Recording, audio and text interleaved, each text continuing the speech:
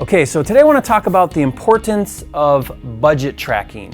So in particular here, when you're doing a renovation, you've bought a property, you've gone out, you've run all your numbers, maybe you've gotten quotes from contractors, and you've put together your budget to do that rehab.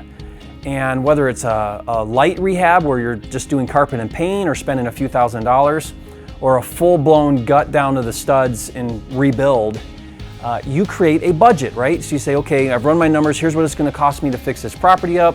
All my numbers line up, I'm gonna make a profit here, and I'm following a formula maybe. Now here's the thing, when you actually do the work, those numbers often are very different than your original estimated budget, okay? And I don't care how long you've been rehabbing, I've done hundreds of deals, and it's very easy to go over budget. So one of the most important things you can do as you rehab houses or build new houses is compare and track the difference between what you estimated things would cost and then what they actually cost. So what I do in my budget tracking tools is I have an estimate column and I put in all my numbers based on my budget. And then I have another column right next to it where I track my actual expenses, what it actually cost for a roof or windows or whatever the items are. And then what I do is I constantly, throughout the entire project and after, is I analyze the difference between what I thought it would cost and then what it actually cost me. So if I thought I was only gonna need one dumpster and I budgeted 350 bucks for a 30-yard dumpster, I ended up needing 2 dumpsters and it actually cost me $700.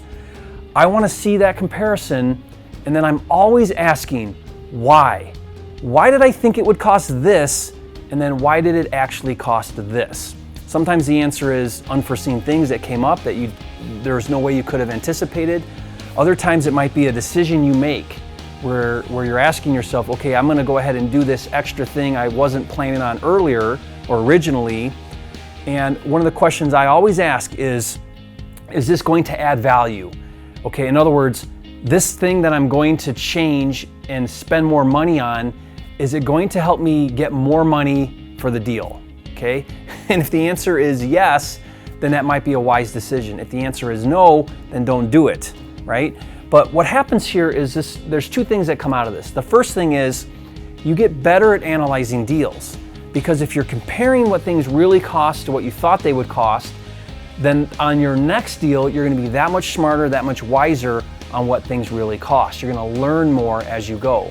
I see a lot of investors that do deals and they say, well, I budgeted $25,000 for the rehab, it actually cost me $35,000. And I'll ask them, why? Why the $10,000 difference? Well, it just went over. Okay, well, that's not a very good reason. You're not learning from that mistake or that experience. Learning from that would say, I went over $10,000 and I know exactly why. I either under budgeted, miscalculated my numbers, or I added things that I didn't originally plan on, and here's why I added those things, okay?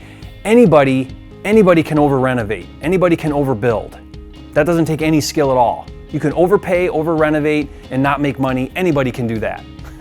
The skill though, is being able to stay on budget and pick and choose items. Sometimes you might decide, look, I'm actually gonna spend less on this item that I originally estimated doing and more on another item because I get more value out of that, and eliminating this one thing, will save me money, which allows me to have more money for something else, okay?